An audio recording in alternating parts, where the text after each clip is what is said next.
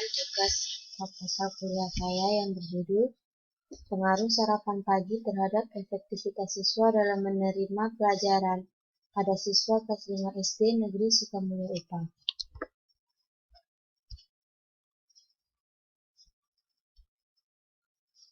Latar belakang masalah, belajar adalah proses kegiatan dan merupakan unsur yang sangat mendasar dalam berbagai dan setiap jenis jenjang pendidikan.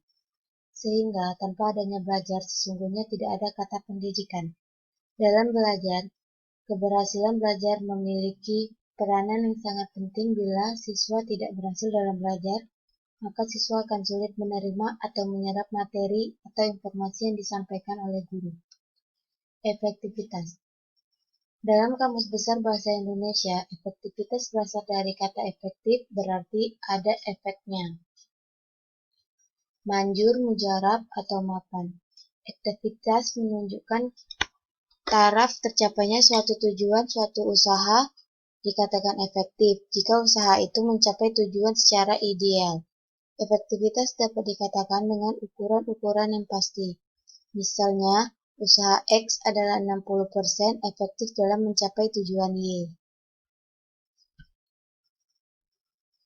Berdasarkan fenomena di atas juga terjadi terhadap siswa sekolah dasar, terutama siswa kelas 5 SD Negeri Sukamulya UPA.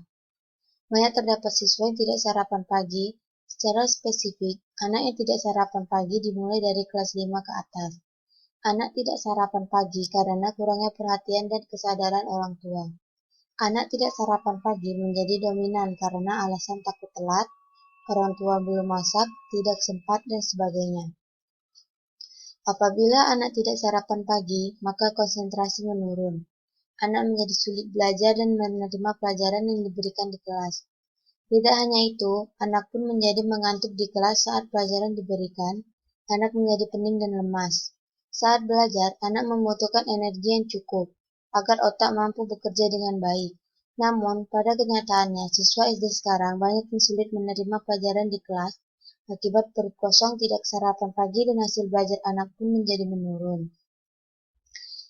Dengan alasan yang diterangkan di atas, peneliti ingin menunjukkan judul tentang pengaruh sarapan pagi terhadap efektivitas siswa dalam menerima pelajaran pada siswa kelas 5 SD Negeri Sukamulya UPA. Hasil penelitian ini diharapkan dapat menjadi kontribusi dalam memperkaya pengetahuan mengenai dunia pendidikan, terutama mengenai hasil belajar. Identifikasi rumusan masalah. Berdasarkan latar belakang yang telah penulis kemukakan di atas, penulis mengidentifikasi rumusan masalah sebagai berikut. Yang pertama, apakah sarapan pagi berpengaruh terhadap hasil belajar anak?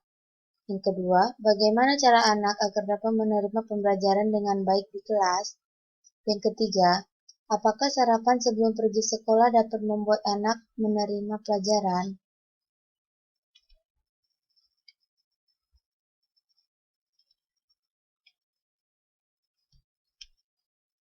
Pembatasan masalah. Pada penelitian ini, masalah yang akan dibatasi adalah pengaruh sarapan pagi terhadap hasil belajar siswa di kelas.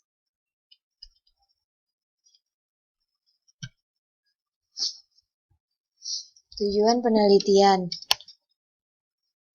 Adapun tujuan dari penelitian ini dilakukan, penelitian ini dapat menambah kajian keilmuan para akademis pendidikan. Yang kedua, dapat dijadikan bahan masukan bagi para guru dalam meningkatkan konsentrasi belajar siswa dan bagi orang tua dalam memberikan makanan atau sarapan pagi untuk anak. Manfaat penelitian. Penelitian ini diharapkan dapat memberikan manfaat teoritis dan manfaat praktis sebagai berikut. A. Manfaat teoritis. Hasil penelitian ini diharapkan dapat memberikan kesadaran bagi siswa dan orang tua betapa pentingnya sarapan pagi bagi anak untuk proses keberhasilan belajar siswa di kelas. Pelaksanaan penelitian dalam tugas akhir ini diharapkan dapat menambah serta memperkaya ilmu penulis tentang sejauh mana pentingnya sarapan pagi.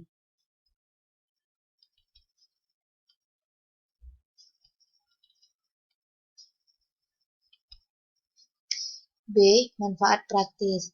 Yang pertama, bagi peneliti, diharapkan hasil penelitian ini menjadi bahan masukan yang bermanfaat dalam peran penting sarapan pagi baik anak-anak maupun orang dewasa untuk mengawali hari. Yang kedua, bagi masyarakat atau orang tua, agar menumbuhkan rasa kesadaran bahwa sarapan pagi sangat penting, dan juga menambah wawasan bahwa anak-anak selalu butuh energi untuk memulai pembelajaran. Penjelasan istilah. Agar penelitian ini tersusun dengan baik dan ada korelasi antara latar belakang dengan masalah, dengan judul atau tema yang dibuat, maka perlu dijelaskan pula pembatasan masalah sebagai berikut.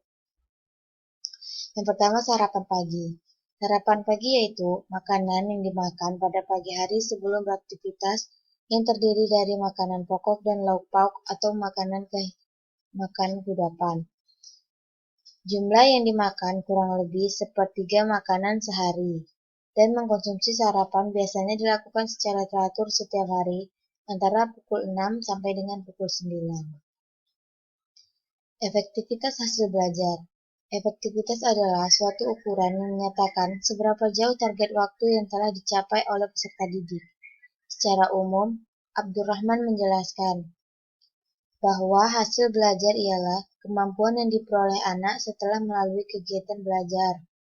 Menurutnya, anak yang berhasil dalam belajar ialah berhasil mencapai tujuan-tujuan pembelajaran yang diharapkan. Yang ketiga, siswa. Siswa adalah suatu komponen manusiawi yang menempati posisi sentra dalam proses belajar mengajar, di mana dalam proses belajar mengajar, siswa sebagai pihak yang ingin meraih cita-cita, memiliki tujuan, dan kemudian ingin mencapainya secara optimal.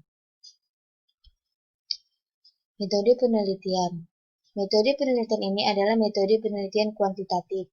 Dengan menggunakan jenis penelitian, bentuk penelitian deskriptif analisis korelasional, yaitu penelitian yang dilakukan untuk mendapatkan suatu gambaran mengenai suatu kenyataan, yaitu mengenai pengaruh sarapan pagi terhadap keberhasilan belajar siswa di kelas.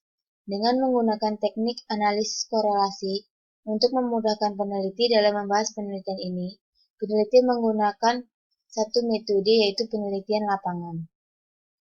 Jenis penelitian lapangan untuk memperoleh fakta dan data dan informasi yang lebih objektif dan akurat dengan mengolah dan menganalisis data dari hasil wawancara, angket, dan observasi mengenai pengaruh sarapan terhadap efektivitas hasil belajar siswa.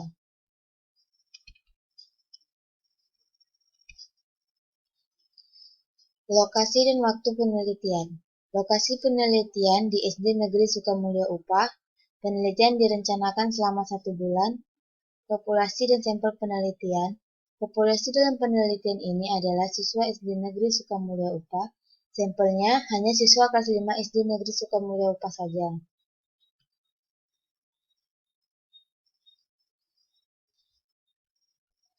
Adapun penentuan sampel dalam penelitian ini mengacu pada rumus Taro-Yamane dalam Ridwan, yaitu N sama dengan N per N kali D2 tambah 1.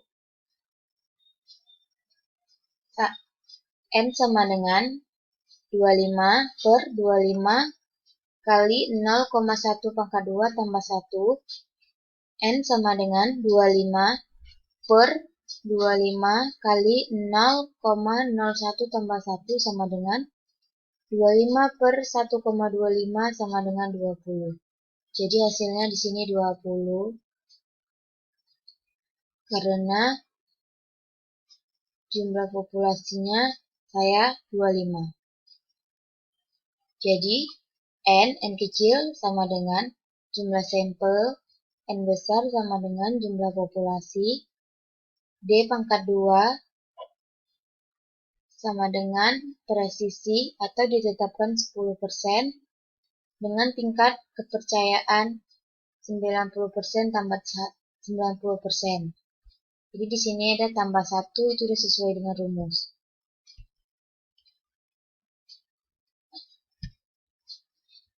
Sistematika penulis. Untuk memudahkan pembahasan yang akan diuraikan dalam tulisan ini, Maka sebelumnya penulis akan membuat sistematika penulis dengan maksud agar nantinya penulis deskriptif dapat terarah sebagaimana semestinya. Di sini penulis menggunakan nanti sampai 5 bab. Ada bab 1 pendahuluan dan sebagainya. Ada bab 2 kajian teori dan sebagainya. Ada bab 3 metodologi penelitian terdiri dari tujuan penelitian termasuk tempat dan waktu. Ada bab 4 hasil penelitian berisi gambaran umum sekolah terdiri dari sejarah singkat berdiri, visi misi, tujuan, geografis, keadaan guru, karyawan, dan siswa, sarana prasarana dan struktur organisasi, dan analisa data serta interpretasi data. Bab kelima ada bagian ini merupakan akhir dari penulisan yang berisi kesimpulan terhadap seluruh pemaparan dan diakhiri dengan saran-saran. Daftar pustaka di sini kami ada mengambil buku dari Muhib bin Syab, Psikologi Belajar, Jakarta, Logos Wacana Ilmu 2001, pencetakan ketiga halaman 59, Ali Imran, Belajar dan Pembelajaran Jakarta, PT Dunia Pustaka Jaya 1996, pencetakan pertama halaman 2, Penny Olivia membantu anak punya ingatan super, Jakarta, PT LX Media, Komputindo 2007, halaman 40,